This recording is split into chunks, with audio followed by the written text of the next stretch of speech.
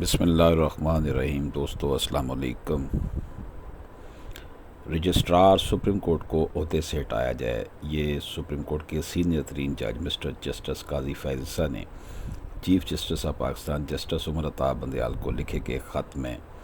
کہا ہے۔ انہوں نے کہا ہے کہ سپریم کورٹ کے رجسٹرار کی جانب سے سپریم کورٹ کے ریٹائرڈ ججوں کو نامناسب فوائد دینے کے لیے عوامی وسائل کے استعمال کی سختی سے مخالفت کی ہے۔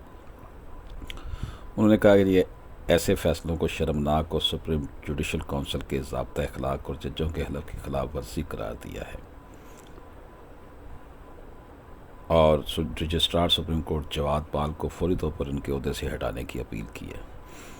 چیف جسٹس کے نام لکھے گئے خط میں جسٹس قاضی فیض عیسیٰ نے لکھا ہے کہ سپریم کورٹ کا فل کورٹ کا آخری اجلاس 12 دسمبر 2019 کو منعقد ہوا تھا، جس میں انصاف کی فراہمی کے عمل کو مؤثر بنانے سے متعلق بہت سے حل طلب معاملات تھے۔ تاہم رجسٹرار جواد پال نے ان اہم ترین معاملات کو نظر انداز کرتے ہوئے اپنی توجہ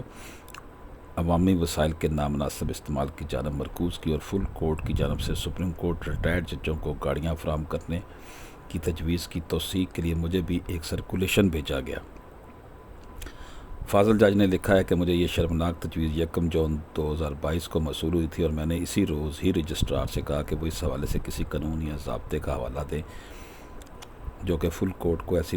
تجویز پر عمل درآمد کے لیے بااختیار کرتا ہے۔ بعد میں مجھے رجسٹرار کی جانب سے 19 پیراگرافز کا ایک لمبا چوڑا جواب موصول ہوا، لیکن اس میں قانون، اصول یا ضابطے سے متعلق میرے سوال کا کوئی